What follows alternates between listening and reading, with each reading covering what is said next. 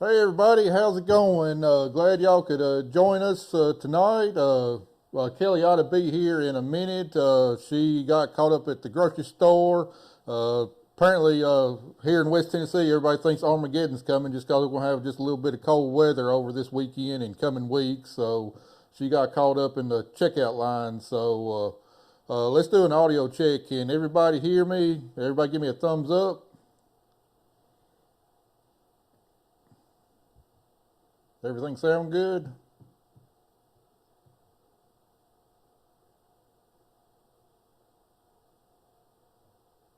All right, great. Everybody can hear me. So, anyway, guys, this is our annual end of harvest live stream.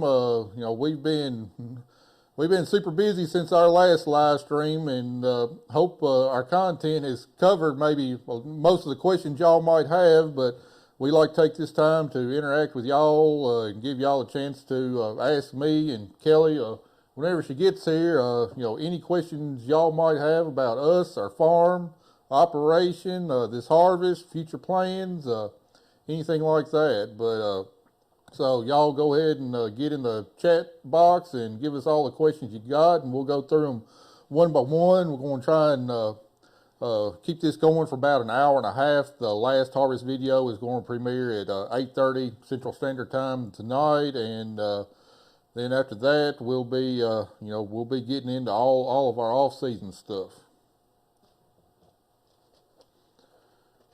It looks like we got a couple of celebrities with us here tonight. We got the one and only Dylan Joyce Farms, and we also got Kayla.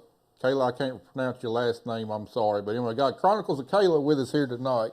Her and Kelly have become pretty close friends this last year, and glad to have both of them here watching with us tonight.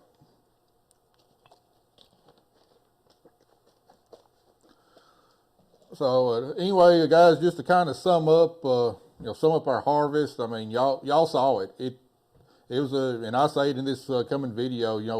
It's a harvest that every farmer dreams of. The kind of harvest every farmer shoots for whenever they're getting started in January.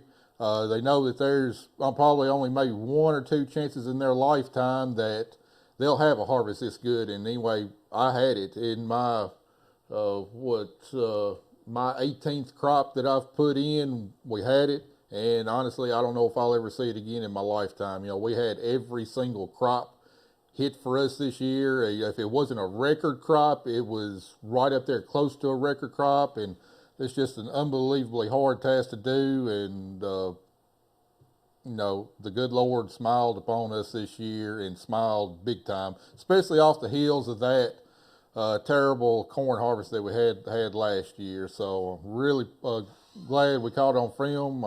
Really glad y'all was able to come along with us, and I just hear a door opening, so we can now officially start. Come on in, Kelly. Don't sound so enthused. There's your microphone there. All right, let's get to the questions. Oh, we got your friend Kayla in here with us tonight. I was just texting her. No Andy tonight? No, he wanted to head home. Sure, he's out catting around. I'm sure he's in the bed.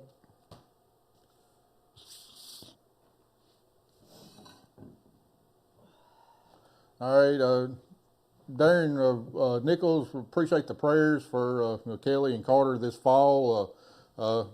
Kelly's doing about the way she always is. She's here, she's kicking along, and no, not a whole heck of a lot of change there. Carter's health problems. He's doing good. He definitely doesn't have anything structural in his heart or anything like that. Doctor's thinking most likely, I guess it's probably an impossible diagnosis, but it's the effects of him having COVID. Him having COVID 3 times, what they call long COVID. None of us have been vaccinated, so definitely no problem with the vaccination. But most likely that's probably what was causing the problems. Yes, he has long COVID. He was diagnosed with long COVID in 21, and they're thinking because he started basketball and it was pretty aggressive that he was having side effects from that, which mimic heart problems. So we went through all the testing, which was very expensive, him wearing a heart monitor, and then the doctor called and said he was clear. We do have to follow up with like lung checking stuff. I guess pulmonary issues. They said he might need an inhaler, but as far as like, yeah, what Matt said, the major heart stuff is good. Benny Kirkham asked, make any money this year? Yep, we made some good money this year. We're gonna have a real nice nest egg to start out this coming up year with. We did a little bit of buying. Hope to do a little bit more buying if I can find the equipment I'm looking for. But yep, we of course we keeping most of it back because y'all know what interest rates are, and the more money we can hold back and to start out the 2024 with, the less money we got to borrow at 8%.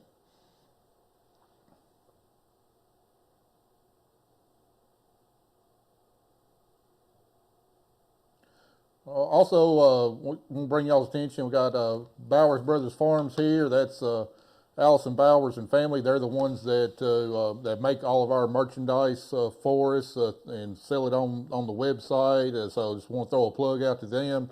If y'all ain't got your shirts, your hats, coffee mugs, license plates, whatever else, y'all be sure to go to farmmerchbin.com. Click on our link and go to town. Also got some other people y'all probably know. Got Dylan Joyce on there, Thomas Farms. Got the Crop Critic. Kayla. Is Kayla up and running on there yet? Yes. All right, we finally got Kayla up and running. So got several different YouTubers y'all can go over there and support.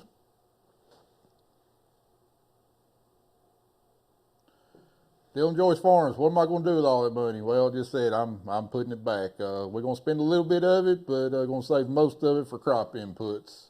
He bought himself another truck. Yep, I did buy another truck. That will be coming up on a video at some point. Carrie Emmett asked, we pick up any more ground? Kinda. We got a landlord that's got a piece of pasture ground that they're wanting us to farm. Going to take some cleaning up. I think it's probably going to be about 40 acres or so, but that's going to be as of right now, that's going to be the extent of it.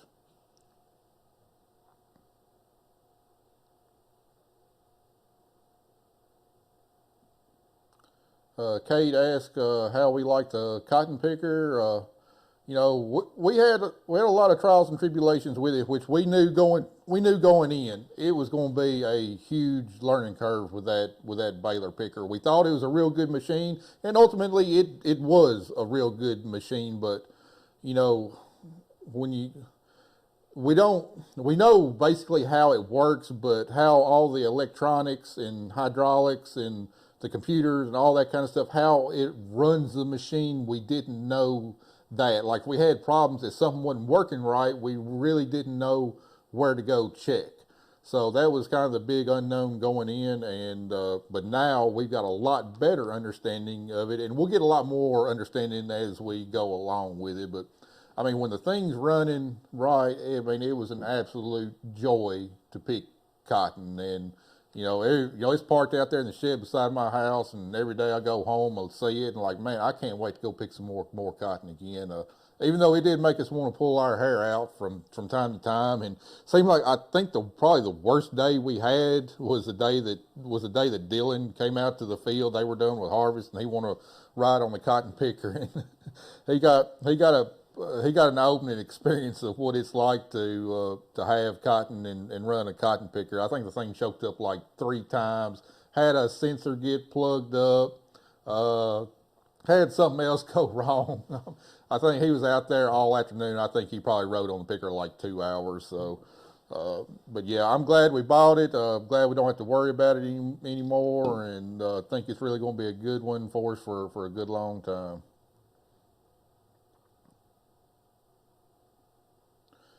Jordan asked pretty much the same question.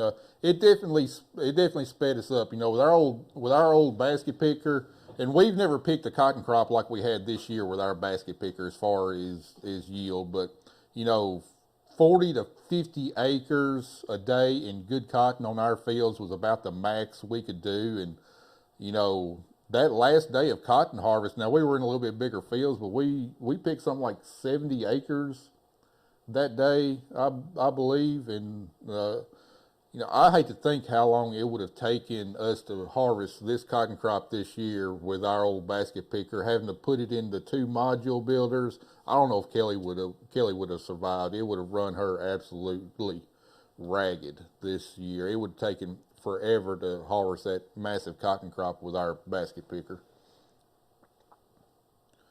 MT Pockets asks if I ever tried any of Amway's agricultural products. No, I haven't, and I mean, in fact, I mean, I'm a child of the '80s. Amway's kind of a dirty. It's kind of a dirty word. It always seemed like kind of a scam back then. So no, we haven't ever tried it. We got plenty of other manufacturers and companies right here local that supply, you know, anything I could ever need.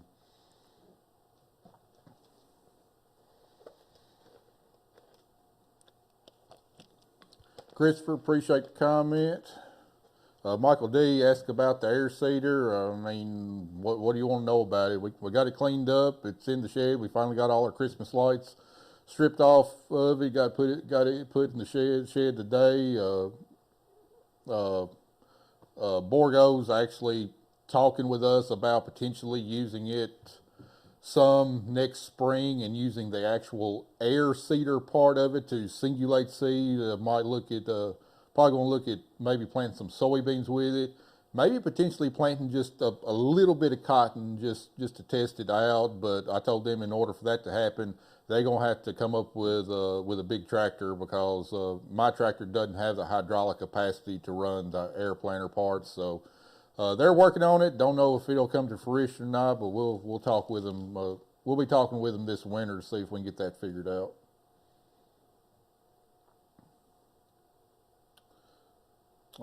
Matt, yeah, Kelly's doing fine. Carter's also doing fine. I'm doing okay. Yeah. Kelly's about status quo there. Yeah, gonna have lots of stuff done this year.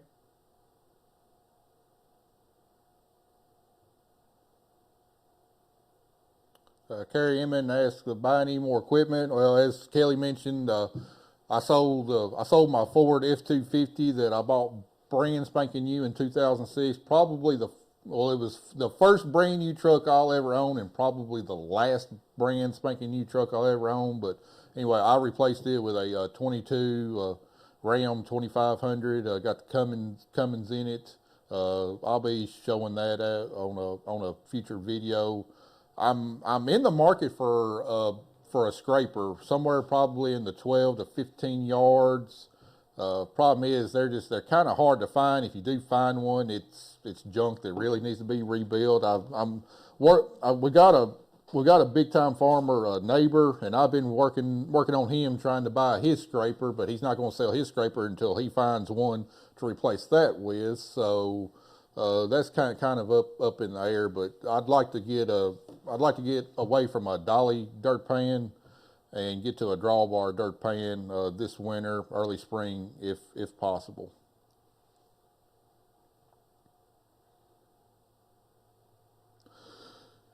JT asked, do I regret buying the new picker, and do you think it will be, in the long run, it will be a good deal? I absolutely do not regret buying the picker. I think we got a fantastic deal on it. You know, we sank probably the ballpark of $45,000 into it, so we're in that picker that's got a little over 1,800 fan hours. We're in that picker for a hair over $200,000, and I've been looking at pickers ever since harvest got over. Baler pickers that have been advertised, and ones with almost twice as many hours as ours are. They're in that $220,000 to $260,000 range, and I mean they're going to need some work on them too. So. We had issues with our picker, but I mean that's just the nature of the beast. You're gonna have issues with them. I think we got a fantastic deal. I think we made a great buy, and unless the sucker catches on fire, I believe it's going to be on this farm for a good long while. It's going to pick a lot of cotton for us. Adrian Jenkins, that's one of our partners there on the Zombie Trail Paintball. He's with us tonight. He asked if we get our door on one of our sheds replaced. Actually, I haven't walked out there. I haven't noticed any shiny tin out there, so I don't think he has, Adrian.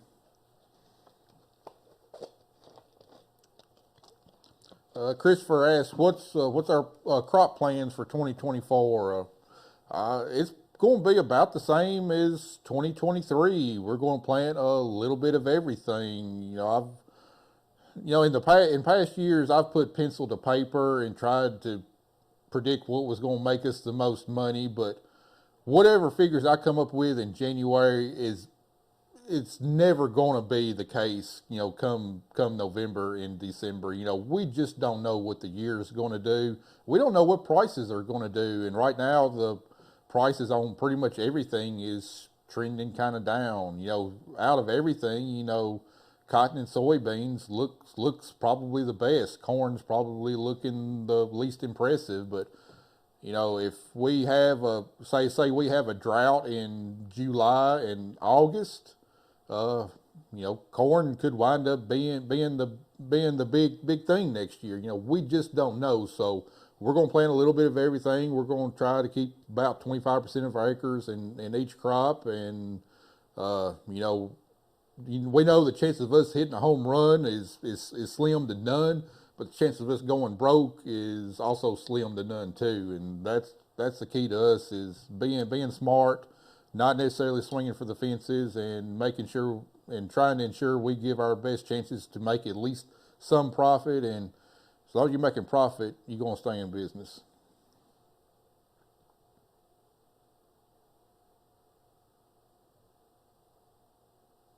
Yep, David. When everything was running right with that baler picker, cotton harvest was an absolute joy. And I think Kelly appreciated more out of everybody, because it really eased her workload. Even if, is your neck still hurting though? My back. I'm in therapy for my back. Well, we might, cross my fingers, there might be a solution for that this fall. Some things got to kind of fall in line, but we'll let you know about that coming up later on if it comes to fruition. It should come to fruition. I worked hard on that. Carrie Emmon, what do you think about all this good farm ground going into solar farms? I hate it. I'm not against solar farms or solar panels or anything. I'm all about, we're all about regenerative agriculture. I'm all about renewable fuels and alternative sources of energy, because fossil fuels are, they're limited. They're going to run out at some point. We gotta find alternative sources of energy, but there's plenty of good places to put solar panels that's not on good productive farm, just like there's a lot of places to put subdivisions that's not on good productive farm. I think, but unfortunately, good productive farm is by far the easiest and the cheapest to develop. So naturally, that's where it wants to go. So I believe it's really short-sighted on the people allowing these things to go on productive farmland. That's my thoughts on it.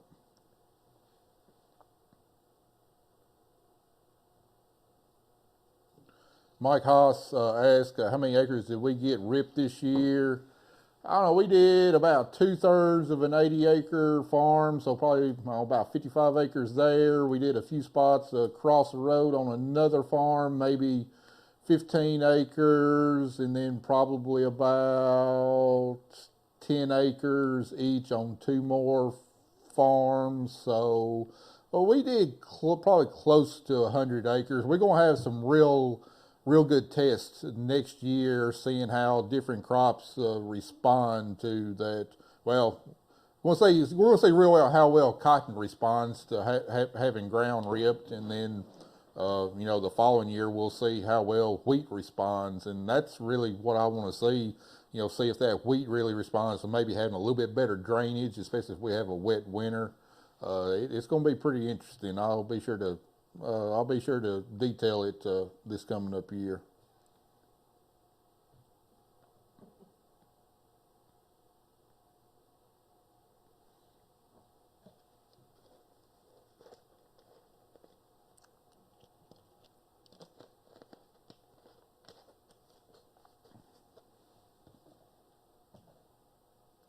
Empty pockets. Our weather has continued to be good.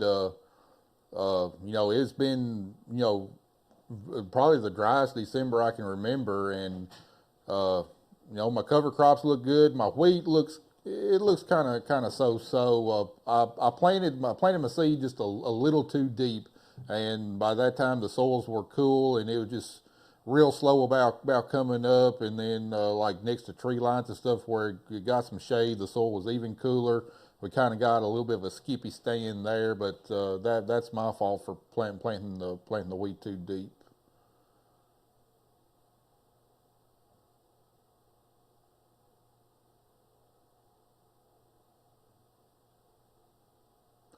Benny Kirkham says, notice your tractors are a little underpowered in some operations, future plans. Actually, I mean, our tractors aren't underpowered. We got all the horsepower we need. Now pulling that drill this fall, yeah, I mean, the tractor was definitely too small, especially when it comes to hydraulic capacity. But that drill is not in our future. I mean, we're not going to own that. We're not going to own that drill.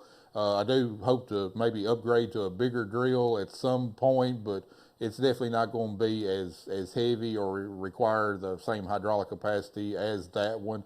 But that being said, when it does come time to upgrade tractors, yeah, we will be looking at a bigger series of tractor, either like a New Holland T8 series or a Case IH Magnum. I mean, heck, I wouldn't have any problem with going with Fendt either if I can find something out there in my budget. John Deere will not be in the cards though, for sure.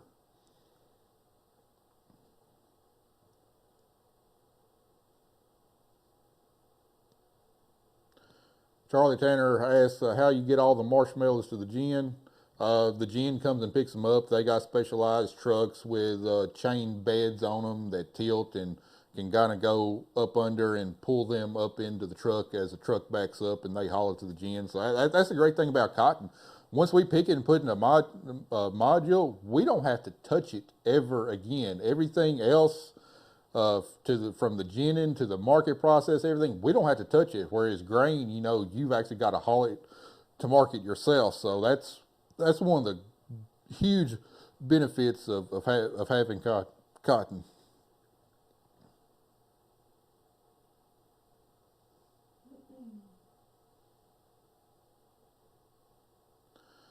Arthur says we didn't complain as much about armadillos this year. We encourage them to move on. They still here. They still digging holes. We try to change it up from year to year about the stuff we complain about. There's no shortage of stuff to complain about on our farm.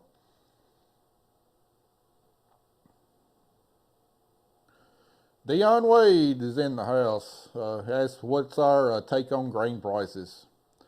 Yeah, I don't know, and you asking the wrong person because I royally screwed up our corn marketing this year. I don't know. I keep expecting corn to start going back up, and if it goes back up, I would expect it to pull wheat up with it too, and to some extent pull soybeans up too. But we're getting into that time of year where these markets have to go ahead and get the acres for 2024 set, and typically we see prices go up in the spring, and sometimes it can be pretty dang volatile. And I mean, we got big supplies in the country of corn and wheat, not necessarily beans. The bean supplies are not huge, but then we got all this crap going on with China. China's buying more beans from South America, buying less from us. But I don't know that I expect them to go up at some point, but they'll probably start going up after I get done selling everything. So I don't know. Now, what happened in December? Kind of a slide downwards. Not surprised about that at all. That typically happens every year. A lot of these traders are focusing on maximizing their profits and leaving their positions before the end of the year to make their portfolio look good. And we typically see prices nose down in December, which is what we saw. But then after the first of the year, focus on the new year. They get back into some positions and start driving prices back up. But right now, there's just not a lot of news in the commodity world, and when that happens, prices just tend just to slowly degrade over time. We need some kind of bullish news in the commodity world in the worst kind of way to go ahead and give us some pricing opportunities for this coming up year. Dylan Joyce says commodity markets suck. That's his take on grain prices. And it's not. Dylan says it's going to be a survival mode year, and that there's nothing wrong with that way of thinking. At least preparing for that. We're going to be watching every penny we spend this year. Also, we're not going to be cutting on fertilizer or anything like that. But we will be very careful about the inputs. And I mean, we're already ultra low input on a crop anyway. There's not a whole lot that we can cut. But everything we do put on the crop, there's going to be a good, proven reason behind it and how it's going to help us make better yields. Adrian, not losing any ground as of right now. Probably going to pick up another, say, 40, 50 acres of pasture ground that one of my landlords is wants to bring into crop. Who's that? Ferguson, Bert Staples. Oh, that one that's okay. Yeah, over there. Yeah. Close to the water tower. Yeah, Gum Flat. Okay, I thought you said so. I didn't know if they actually made the deal or not. Yeah, so he says yes. Yeah, they want us to go take a look at it. Okay. Bill Morris, you still happy with the new Baylor picker? Yes, I am. Still very happy. Randy says, thinks Kelly likes a new picker. She didn't have to get on the kids on the module builder. So that was definitely a big plus. His kids don't work here anymore. Our daughter lives in Chattanooga. Our son that helped out the year before, he has a job that's really cool. He works with exotic vehicles. And then, can you stop? You want to look at everybody? Well, I was texting Kayla and Michelle because we're trying to get this farm show stuff organized. And we have to get it to Dawn, tomorrow morning. So,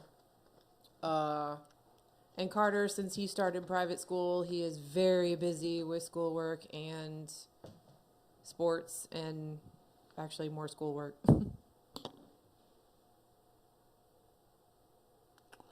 David Thurman says, y'all need a loader big enough to carry those cotton bales. Unless you've got like a wheeled loader or a track loader, there's not a loader that will go on a tractor that was big enough to tote 6,000 pounds through the field. I mean, those things are big and heavy. Plus, with a loader, it's going to be way out on the front end. Now, a bigger tractor with a 3-point hitch on the front end, that would definitely be the ticket, and that might be something in the works for this coming up fall. Like I said, we still got a lot of things to iron out on that, but the potential is there.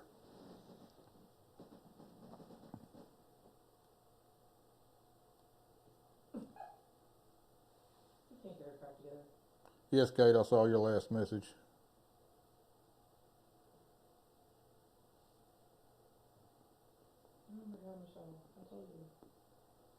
AG with Atlanta asked, are you looking for more help? No, we're not. We're everybody's got a role to fill out here, and we don't have any openings.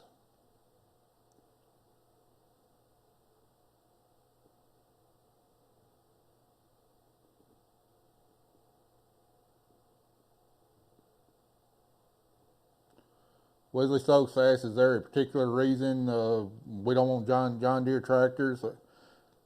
I'm just not a big fan of John Deere. I mean, they think their stuff is way too valuable. They charge out the wazoo. Now they've got some great equipment. Cotton pickers, well, I mean, they're the only ones making cotton pickers, but there's a reason they're the only ones making cotton pickers, because they put Case IH out of the cotton picker business because their cotton picker was far superior to Case IH's module picker.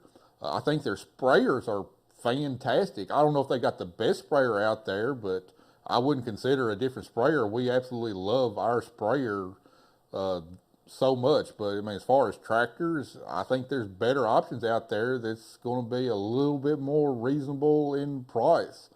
And some other stuff John Deere's done, like kind of way it took away ownership of some of the stuff that, like our GPS and stuff. If you upgrade to a certain type of monitor, you don't own the unlocks anymore. You gotta annually subscribe to it. This stuff like that I just don't like. But the biggest thing I don't like about John Deere is their emission systems. I mean, not only do they have DEF on their stuff, which we've all seen the problems with DEF, but they've also got a diesel particulate filter on there that's got a regen and all that. So they got kind of a dual emission system. Got a lot more stuff to go wrong with, and I mean that stuff is high dollar, complicated, and I don't want any part of it. I mean, they make good tractors, but I think for our operation, there's better options out there.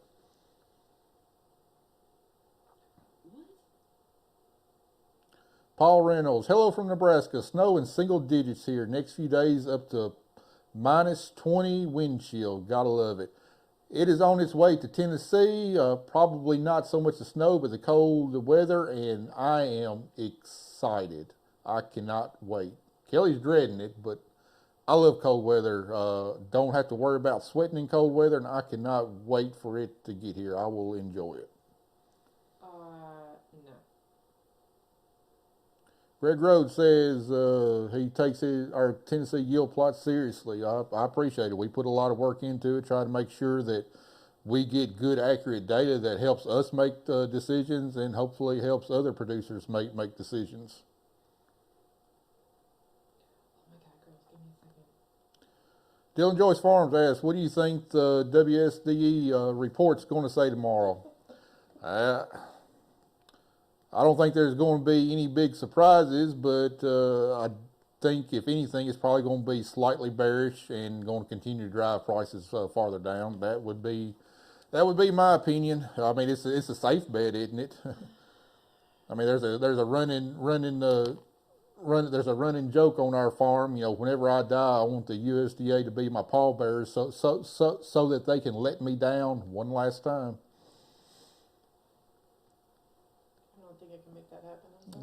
Arthur, okay, where's Andy at? He's out catting around. He was at work early this morning. He's hauling soybeans, so he gets out here an hour before I do whenever he's hauling. So he's probably out catting around a little bit before he goes home and goes to bed early. No, he said he's actually at home going to bed. Bill Morris asks, did the 4440 hold up for the rest of the cotton harvest? Absolutely not. It held up for cotton harvest, but as when cotton harvest was over, it did not hold up. Andy started bush hogging around all of our fields, cleaning them up, and he got a couple farms done. And then he called me and said, "This tractor won't pull." And that problem we've been having for several years.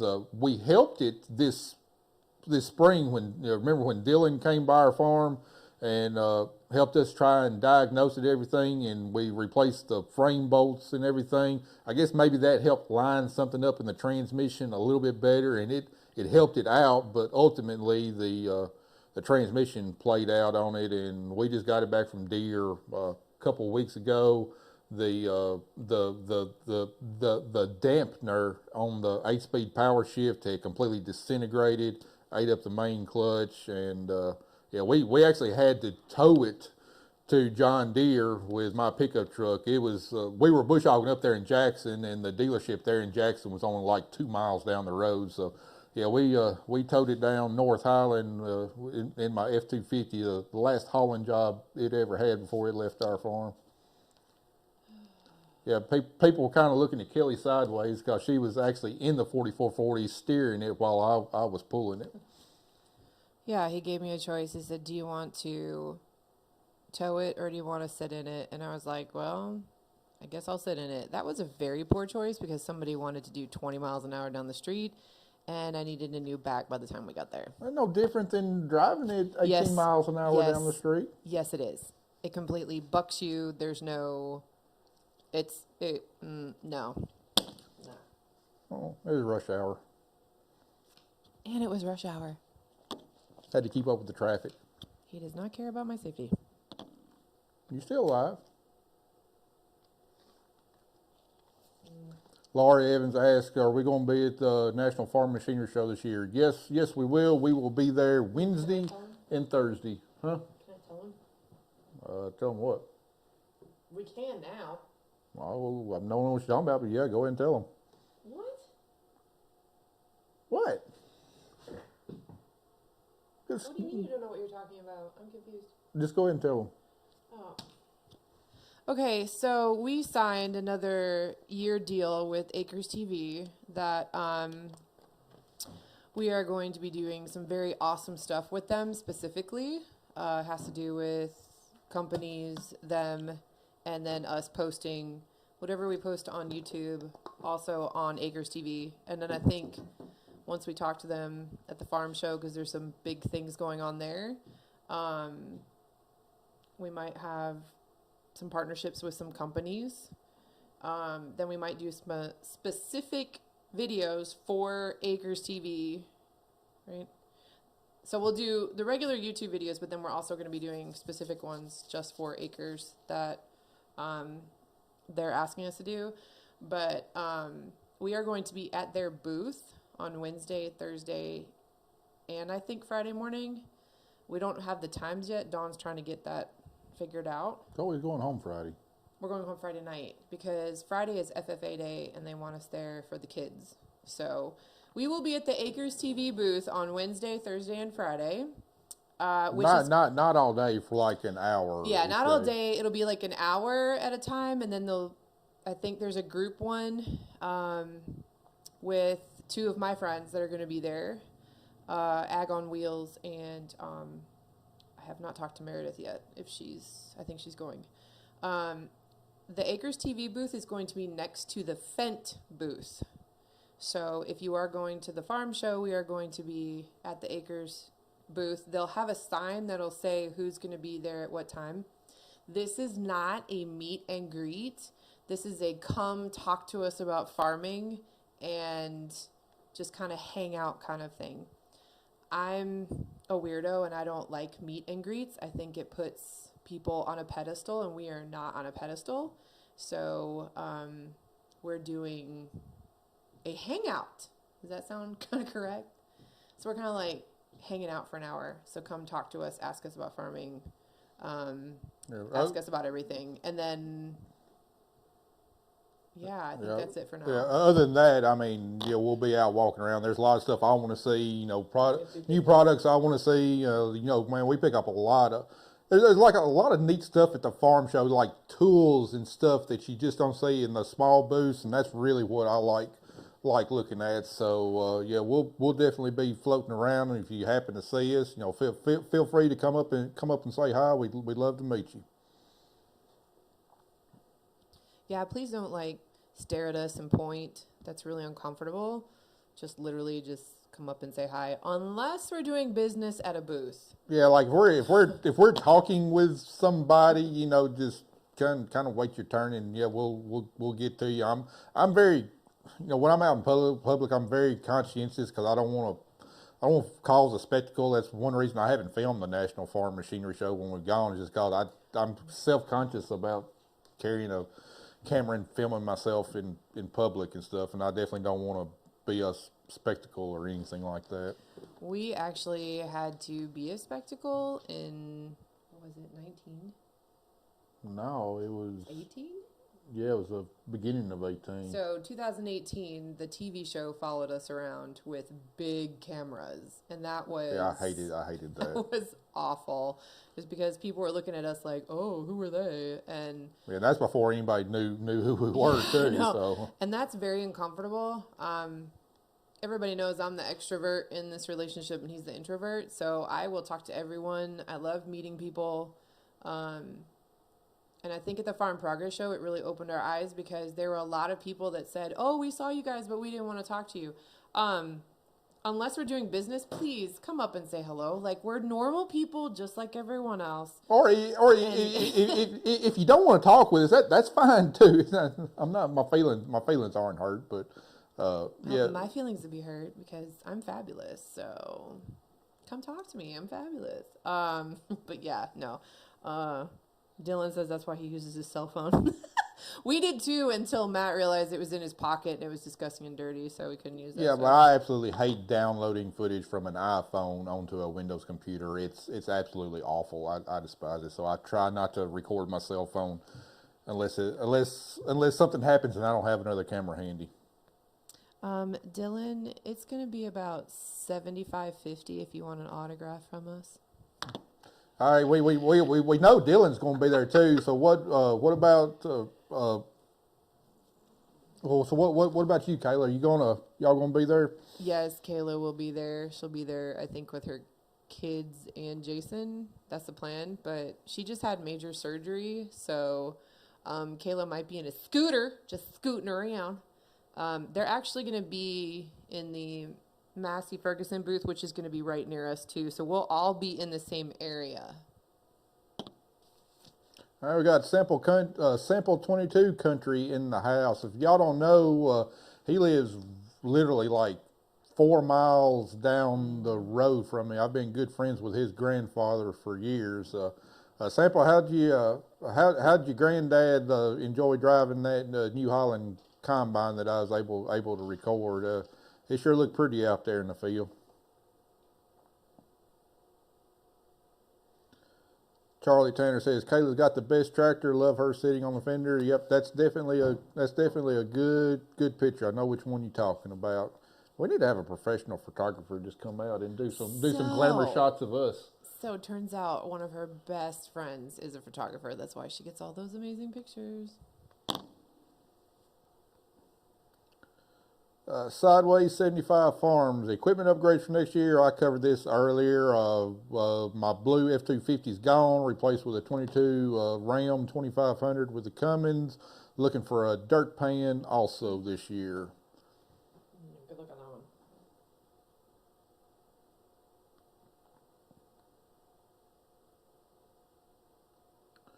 Yeah, Matt Phillips. Yeah, there's nothing wrong with old equipment. I mean, I like old equipment. I can actually work on it. You know, I try to work on our newer stuff, but you got to have a laptop, and I got to try to decipher a program I really don't understand. But unfortunately, the way we're geared, the technology, you know, we need it. Yes, you can put a lot of this technology on older equipment, but you kind of got to cobble everything together from this brand and make it all talk. And we've been down that route before, you know, with our old planter, and it's just it's a headache. So, but I mean, you know, eventually, you know, all that old equipment will not be able to be rebuilt, or you can't get parts for it. I mean, heck, our 1997 Chevrolet 3500 service truck, it's in the shop right now with trying to finally get the brake issue figured out, and it's some kind of valve on the analog brake system that's not available anywhere in the U.S. Might be able to find one at a salvage yard that may or may not work, but that thing's a 1997 model. Can't get the parts they need for it, so we're looking at just getting completely scrapping the ABS off of it and just plumbing up directly up to the master cylinder. So.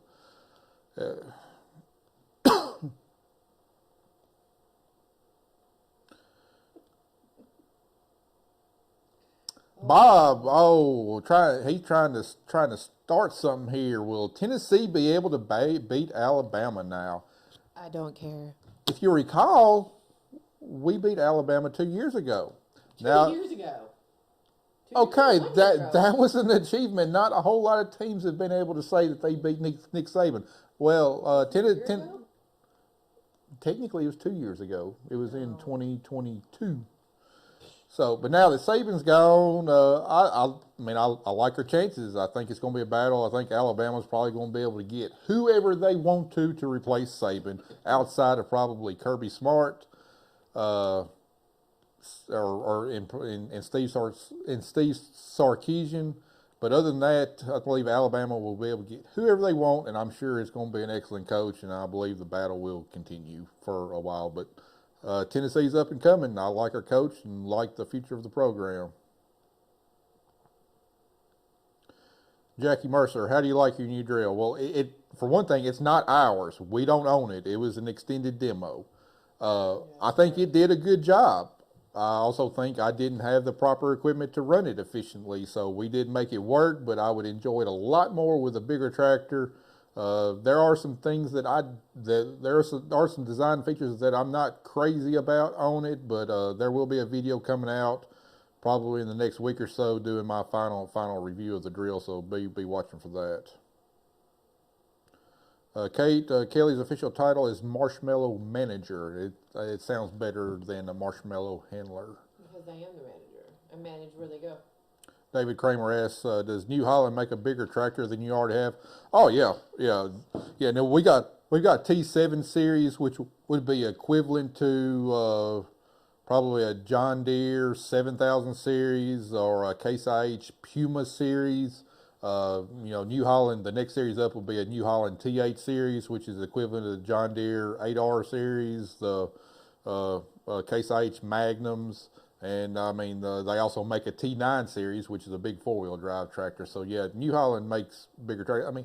New Holland shares probably about 90% of its parts with Case IH because they got the same parent company. The inside of the cabs are a little bit different. The body works a little bit different, but the engines, transmissions, all that stuff is pretty much the same. So yeah, whatever the Case IH has got, New Holland's got the equivalent in blue.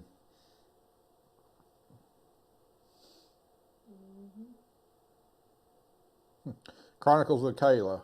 So Kelly, they're cotton balls, right? That's an inside joke. Y'all would have had to been there. Those are fighting words. That was the best night ever. It is a cotton module. I will accept cotton bale, even though technically that's not correct. I will accept cotton bale. I will never accept cotton balls. I accept cotton balls. I think it's funny, but you had to be there, so.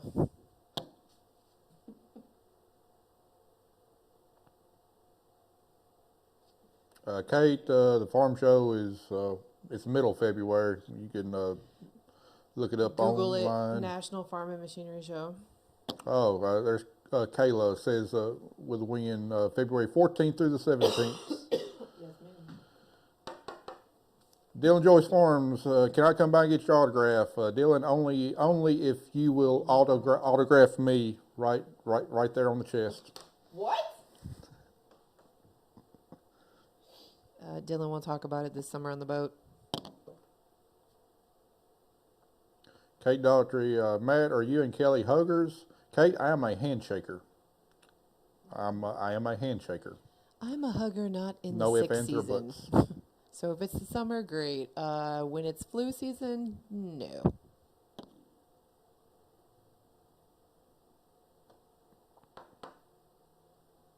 Matt, Matt Phillips, thanks for stopping by and saying hello. Holy hell. JT, you got to. If you haven't been to Louisville yet, you got to go one time. It is amazing. It is unbelievable. I take 2 whole days every time, and there's so much I don't get to see. If you're really looking for stuff, it's unbelievable.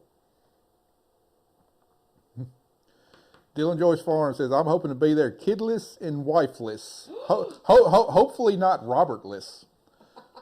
There is a bet. We're putting Bob at PBR on the bull. I've got money. I have a few people that think he can hang on for a good 6 seconds. And I don't care if he says, oh, I'm fat. They take all sizes. Bob's a bull rider. Well, then that's why we're going to get him on a boat. I don't think he was a bull rider. I think he was like a wrangler or something in college. I don't care. Yeah, Dylan, I think we need to go in and get a booth at PBR one of those nights. Excuse me, Big Daddy. Who's paying for that? No. Yes, we will be at PBR one night. I just don't know what night it is. Hey, Sample. Did y'all pick any cotton? I know Mark didn't have any cotton this year, but did y'all pick any cotton anywhere else? And did that picker continue to have the same problems y'all had last year?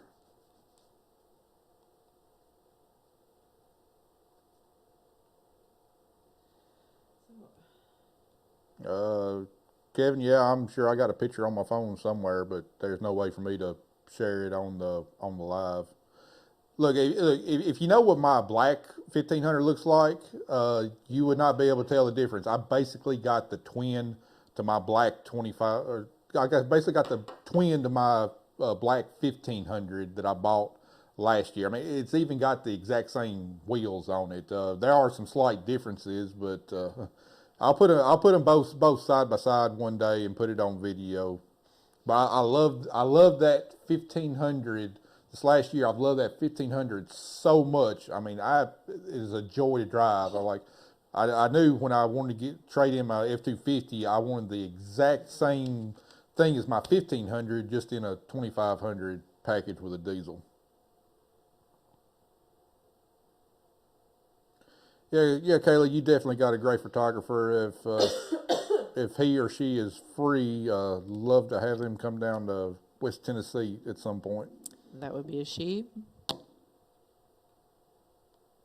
Bill Morris asked, "What about my fuel truck? Are you still thinking about replacing it with a bigger truck?" And I'm trying to drive it till the wheels fall off. I mean, at some point there will be. My dream service truck is going to have a crane on it, so definitely have to be a bigger truck than that.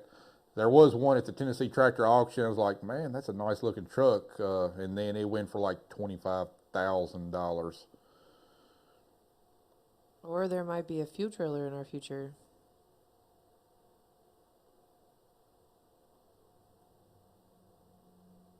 Luke Elliott, are you a mechanic by trade or just learn as you go? Man, everything I have learned has been from hard experience and a lot of mistakes. And I mean, I think I'm a decent mechanic. I mean, I can figure a lot of things out, but there's so much that I don't know.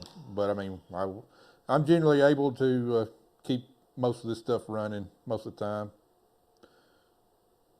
Kate, or Kelly, Kate wants to know about the cruise and our disaster on it. If you're feeling better. Do we really have to talk about that? Yeah, she's better.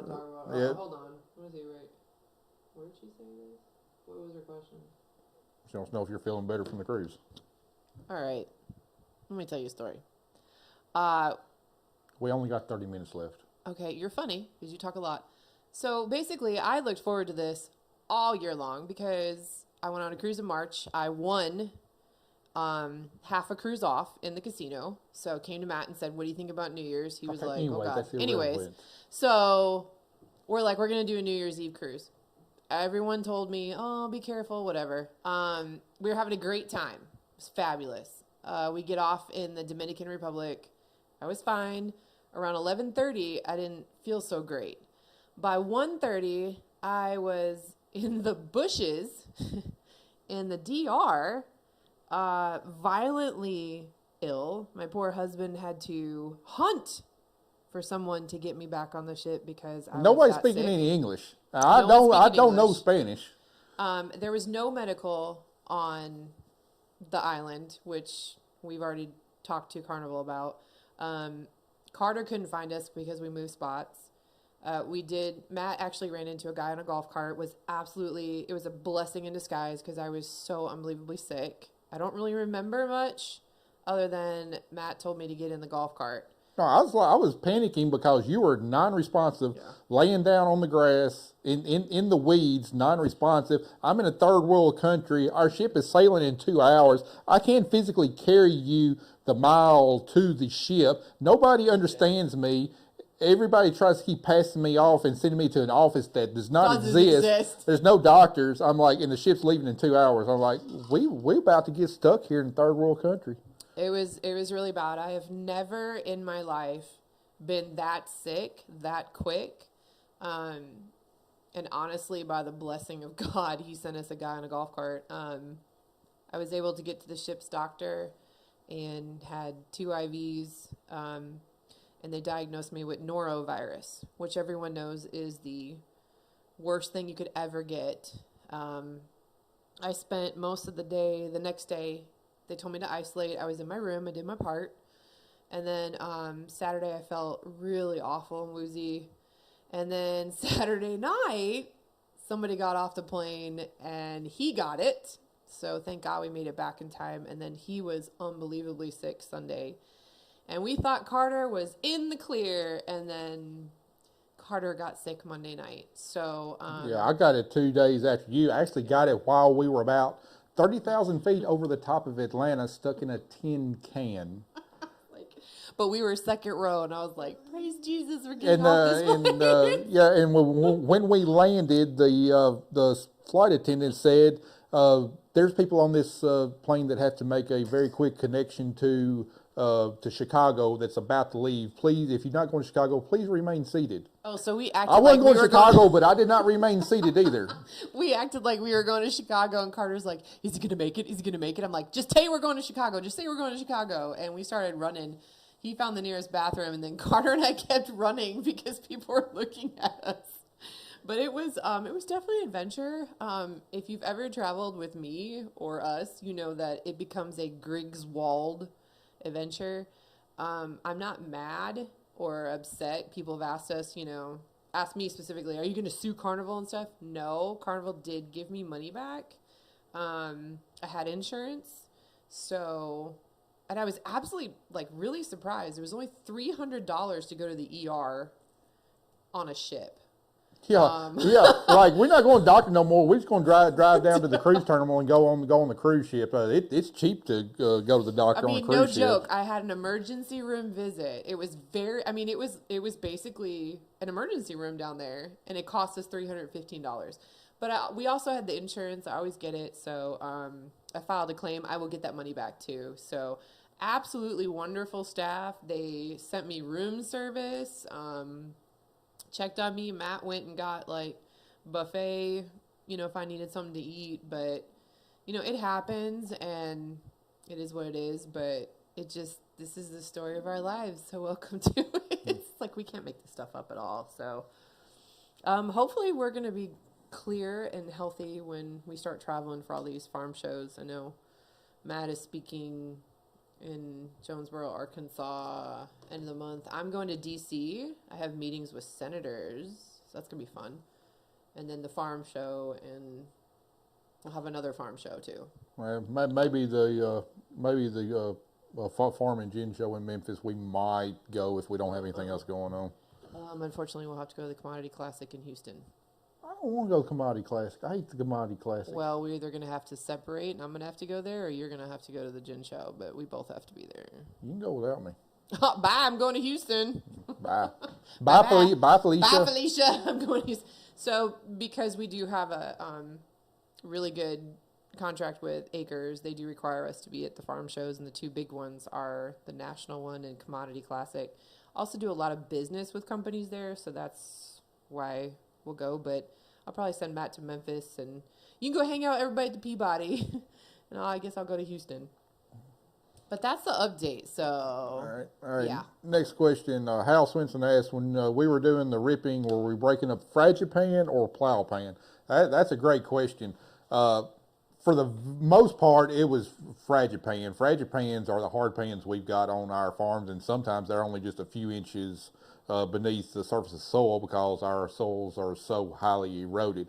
I'm sure there was still some kind of remainder of a plow pan back from when we used to do tillage, but after 25 years of no-till, the plow pan had pretty much disintegrated, and it was definitely fragipan that we're trying to get rid of with our cover crops, especially the annual ryegrass. But hopefully that ripping on those farms, those really poor spots, hopefully that will really speed up that process. And I really can't wait to see what stuff's going to look like growing on it this year.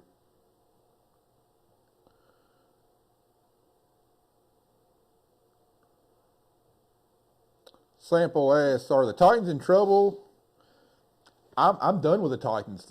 I'm done with the Titans. They fired the best head coach that they've had since Jeff Fisher. Might even be better than Jeff Fisher, just because he didn't have any freaking players to work with. Had the worst offensive line in perhaps the history of the NFL, and then they go and fire him. Who the heck do they think that they're going to get that's better than Mike Vrabel? I'm so pissed off about that. Oh, and my dad actually got to meet him, and Matt did not.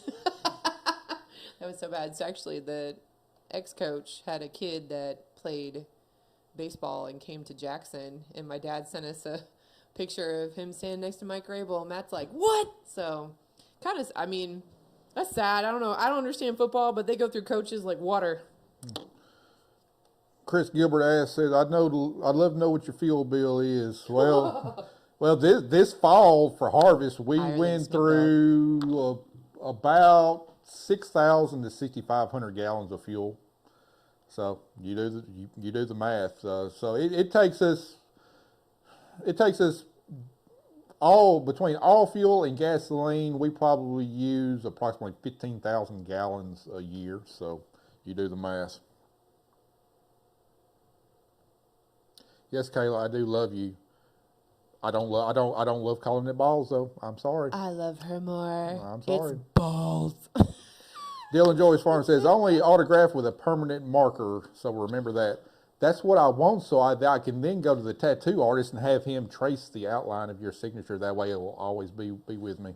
Wait a minute. What? Somebody who said he doesn't like tattoos? It's a joke, Kelly.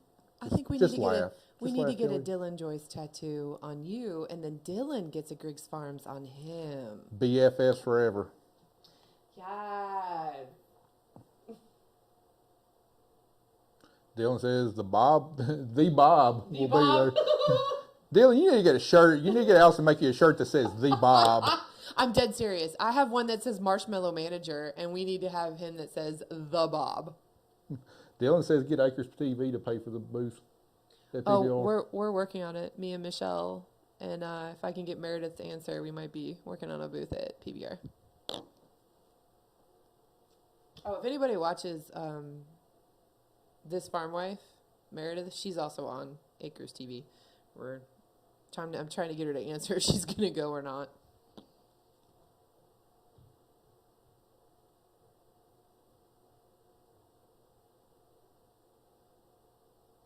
Justin Douglas asked, do we have any steers to fatten up this year? Yes, we've got 3. They are in the barn. At one point, they were not in the barn. Can I tell that story? At one point, they were not in the barn, but they are 3 in the barn. I hope they're still in the barn right now. Oh my God, what day was it? This is a good story. Y'all pay attention. This is a good story. All right, so we have a Sunday off for the first time in forever. And we're just sitting there, and all of a sudden, Carter sends me a video, and then he calls me. He goes, hey, did you look at my video? I'm like, no. He goes, yeah, I'm looking at our cows. I said, okay. He goes, out in the field. He was out hunting. He went out deer hunting on a Sunday afternoon. He went out deer hunting. It's about 3:30, 4 o'clock, about an hour and a half before the sun sets. He decides he's going to go deer hunting like you normally do. And then I'm sitting there. I've like the first Saturday or Sunday I have not worked. Was that Sunday? First Sunday I haven't worked since probably April. And I'm sitting there half asleep watching the Titans lose yet another game. And he calls me and he's like, Dad, what color are our cows? What color are our cows? Well, we got 2 smaller ones that are black, and we got one a bigger one's got a white face. Well, I'm sitting here in my blind, and I'm looking at him. What do you mean are you hunting right? Are you hunting right next to the barn? No, Dad. I'm way out here by the zombie trail. How do you see the cows in? Because they're right here eating the grass on the terrace across from me. Actually, yeah. So, Carter calls me, and first thing I think is, everyone knows what gets you up faster than anything in the world. The cows are out. So then I hear Matt get in the razor, and I'm like, you've got to be kidding me. And I'm thinking, okay, buckets. We need buckets because maybe we can get him to lure him back in. I finally get over there, Yeah, and I see Carter. because this is like a week and a half after we've gotten Yeah. them, so they're craving the feed. They haven't gotten tired of the feed yet. So Yeah, it was good because we started, and thank you, Kayla, by the way. She kind of saved my rear. If it wasn't for her cattle expertise, probably wouldn't do it. She's like, get buckets and walk with them. They'll follow you. I was already doing that before So you ever Matt- got out there. I was about to tell that. So I'm thinking, okay, I'll go get buckets. And I look over, and there is Matt with his 3 best friends and 2 buckets just following him. There's 3 steers following him with this bucket, and there's Carter way over on the other side kind of flanking him. And they literally followed Matt all the way back into the barn, except for 2 of them. So we got one of them in. I had to stand over by where they fell through the fence. So we think one of the cows pushed around another one. Here's the thing. This year we don't have 3 steers. We got 2 steers and a mama cow because the farmer that we buy the steers from, he was holding his 3 back. His steers got out, and he's right next to the subdivision, and one people in the subdivision tried to get them back in the fence and ran over one of the steers and killed it. So he's like, I've got a big mama cow you can have. So we've got a big mama cow, 1,500 pounds, and we got 2 800 to 900 pound steers. And well, what we think happened is they're in the fence. The mama cow got to pushing one of the little steers around, pushed them into the fence, opened up a wire. They poked their head out, like, well, we can get out and get some grass, and out they went. And the worst part is, it's the only section of fence that Matt and Andy did not replace. It wasn't the only section. Well, it was like the weak link, but they replaced that whole fence, and there was like 4 places that they did not replace, and that's where the cows got out. So I had to stand there with one cow staring at me, and then they finally got the rest of them in, and I had to be in the pen while Matt and Carter fixed the fence. And the whole time somebody was like, I hate steers, I hate steers, I hate cows, I hate cows. Because we are row crop farmers. We're not cattle farmers. So God bless you all cattle farmers, because I'm done. Don't know how y'all do it. I can't. Ooh, they're y'all gonna taste good. Y'all got some in your blood that I don't have. Oh, and I'm like sending video to Kayla, and she's literally laughing her butt off because she thinks it's hilarious. And yeah, so they better taste real good.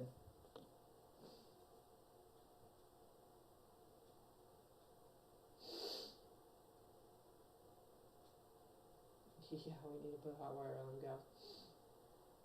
Okay, so what time is your thing going? 8:30?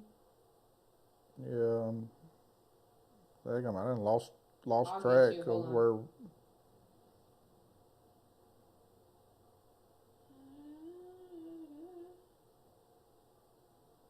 I hope the Cummings debacle doesn't end up costing you a lot of horsepower. Ram is my favorite. Yeah, I don't see how that Cummins debacle. I don't see how it affect me. That's between Cummins and the EPA. When the live is over, pop that valve you need for the truck. Would like to help find it and send you a link to it so you can get it. Pop that valve? I have no idea. Oh. Well, Matt, right now, I think right now I'm trying to just totally bypass ABS and just plumb it up directly to the master cylinder, that's what I'd rather have anyway, just one less thing to break down. Matt, what is this? What is your opinion on the furrow force on the planter? All right. Yeah, what's my opinion of the furrow force on my planter? I love it. In my opinion, it is hands down the best closing system you can have on a planter. I've used it in all conditions. I've used it in conventional till, no till, light cover crop, and very, very heavy, thick cover crop, and it has performed flawlessly in all conditions. I absolutely love it. And is whenever this planter leaves our barn, my next planter will have it on there. Peanut Smith, how are the new boots holding up? Yes, y'all go to High C and get your boots. Kelly's I wearing love them. Kelly's wearing hers. I've got mine on. These are like the I most like 'em. comfortable boots ever. I really like them. They're definitely as comfortable as my cars. However, I will say I was wearing a size 10.5 in Carhartts that were just a perfect size for my feet. 10.5 High C's are just they're a smidge tight. So I would probably for High C's I would get a half size bigger than what you're used to. That would be my These advice. are like insulated and beyond comfortable. Like these are my go-to now. I'm gonna have to get another pair. So far, we like them. Now we'll just have to see what the longevity is on them. And Andy was wearing his too. He likes them.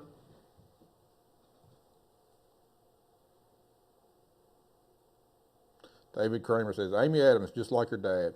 Yep. She definitely did not fall far from the tree. Do you do Haney testing if so you see differences in chicken litter? Bobby Scott says, hit the like button, everybody. Yes, please. Everybody hit the like button.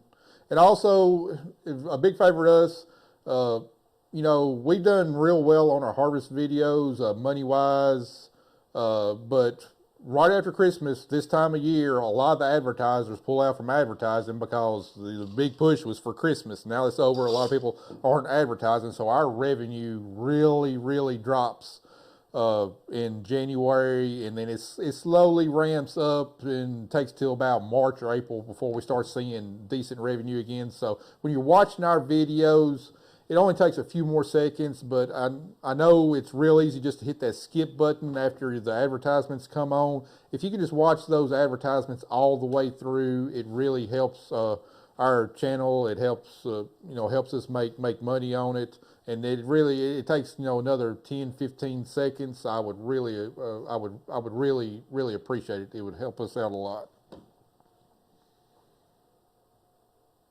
John Greer, yep, we got the 4440 figured out after a $7,000 bill from John Deere. Got the dampener and the transmission replaced. Also, we got the main clutch replaced, and it's back good going again. Justin Douglas says, do you do any Haney testing? I've done a little bit of experimenting just to kind of see what the results are. No, I don't necessarily follow the results, but that's slowly kind of what we're trending to. We know what works on our farm as far as fertilizer goes, and we're slowly, especially like corn, we're kind of slowly decreasing and making sure our yields will maintain. But those Haney tests, they're expensive. Do we meet ever? People we hang out with? No. We have never met anybody from the TV show we were on, but we did talk to them. Yeah, I mean, when it was going on, we had like our own little Facebook chat group going on, but I think we talked to the Utah people maybe a couple times the following year. Actually, the New Hampshire, Robertsons. Yeah, the Robertsons. I still talk with them on Facebook and some, and real good people. Yeah, and they've got a store, and their milk is all over the East Coast now in most stores too. Yeah, he actually sent me actually a funny story. One of the guys that I work with closely at the NRCS here actually did a tour with the USDA up in that area, and actually stopped by their farm. And when they found out he had a lot of working relationships with me, actually sent him back with one of their hats to give to me. Do you have a relative that works for the electric co-op? No, it's a different Griggs. No. Yeah, that was our steer that got ran over. Oh. I'm looking into hot wires next year. Yes, and well, it wasn't our steer then, but it was the one that he was holding for us.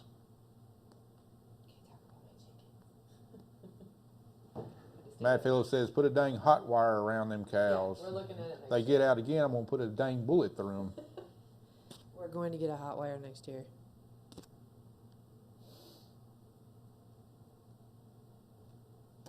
The thing that Matt was building me is my chicken coop. I have 6 lovely chickens, except one. Her name is Karen. She likes to attack you. But we have moved them in front of our kitchen window because really the coop is designed for hot weather, not cold weather. And because we're supposed to get like -10 below next week, the chickens will be residing in our shop for a week. It's going to be great. Yeah, they're talking about like 50-mile-an-hour winds. Yeah. And So we're going to have a little chicken coop in the shop. It's going to be great. Hey, Carrie, you can bring your son down here to go fishing our pond anytime. And actually, thank you, Andy, so much. That boy has like tons of experience building coops for his mom, so he was a lot of help.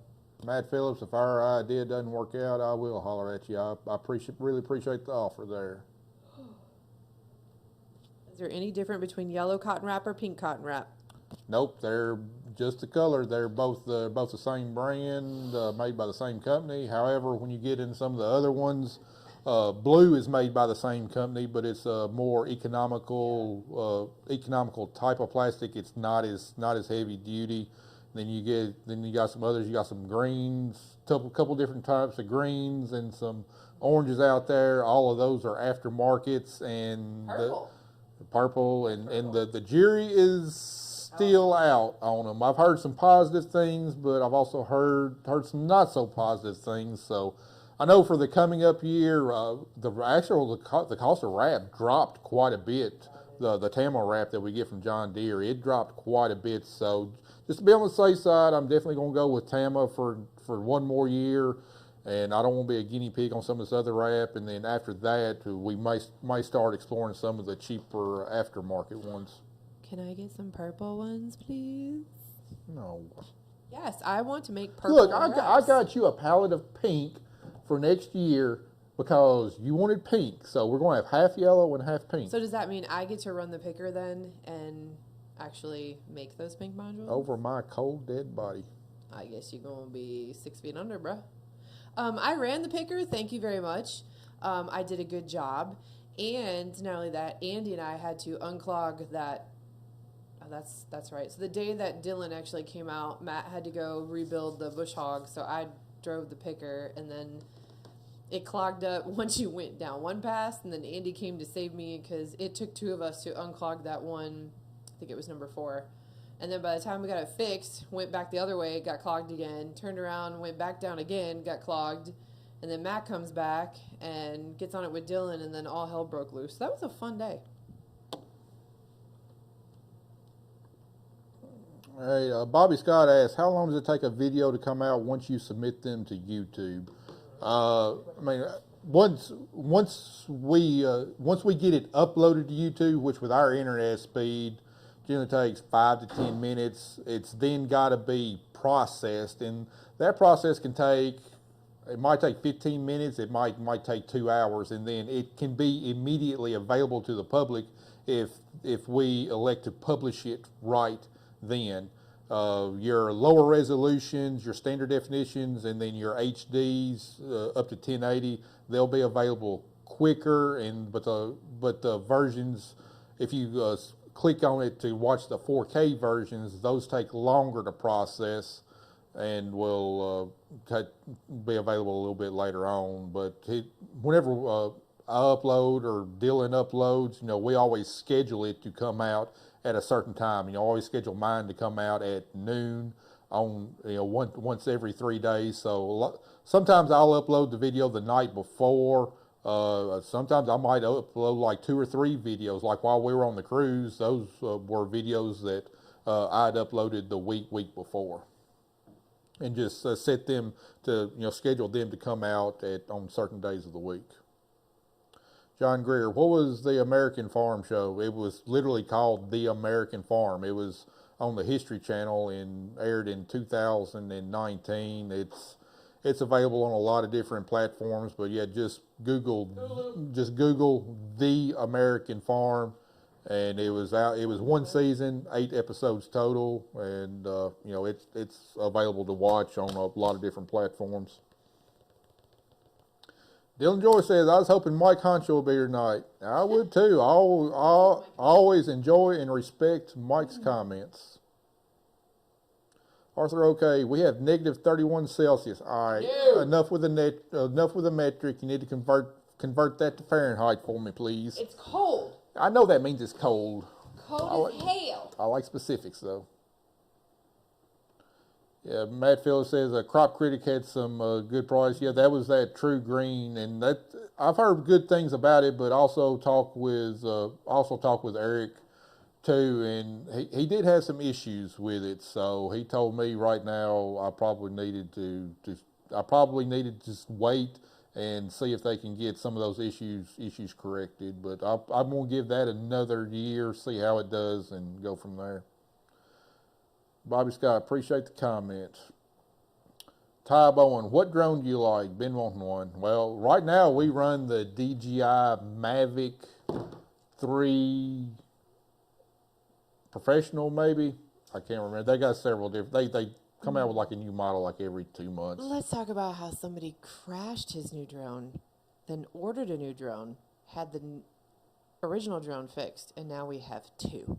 Yeah, right now I got 2 drones. I got two Mavic 3s. One is the original, very first Mavic 3 that came out with, and then this newer one it's the one that's got 3 different cameras on it.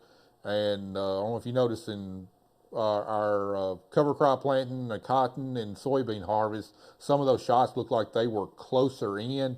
That's kind of that medium tele camera on there that I think really gives a lot different perspective than the big wide shots that the standard camera makes. So I'm really digging it. However, your best bang for the buck, the Mavic 3s are pretty dang expensive. Your best bang for the buck, in my opinion, is probably going to be like the Mavic Air 2S. It's got a really high quality camera with some good specs on it, and it's about a third of the cost of the Mavic 3.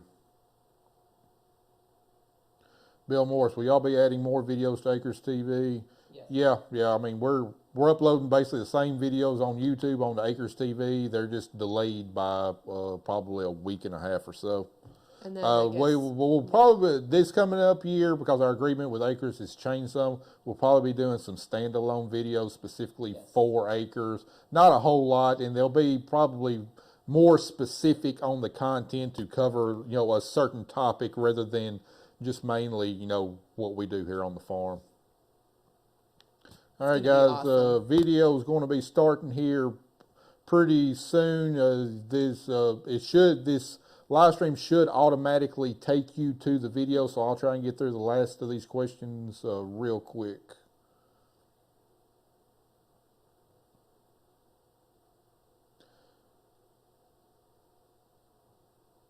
Christopher, have you found anything that works to keep the deer out of your fields? A rifle. That's about the only Carter thing. Griggs. That's about it. Dylan Joyce Farm says, negative 31 Celsius, that's like minus 1,500 degrees Fahrenheit. I'm pretty sure that's below absolute zero there, Dylan. I hate the cold. I absolutely hate it. Oh, somebody already converted it. Negative 31 equals negative 23 degrees. That's a hard pass. That's when your nostrils freeze to your face. I love cold weather, but that's probably even a little too severe for me. Who let the dang Canucks in? Where do we plug in the Wi-Fi to the igloo? Excuse me, I have lots of friends who are Canucks. So Sinless says our internet's faster than his. Well, we got 250 megabit per second speed, but all of my videos are usually between 10 and 15 gigabytes in size. So they upload pretty quick. Charlie Tanner, really appreciate the comment.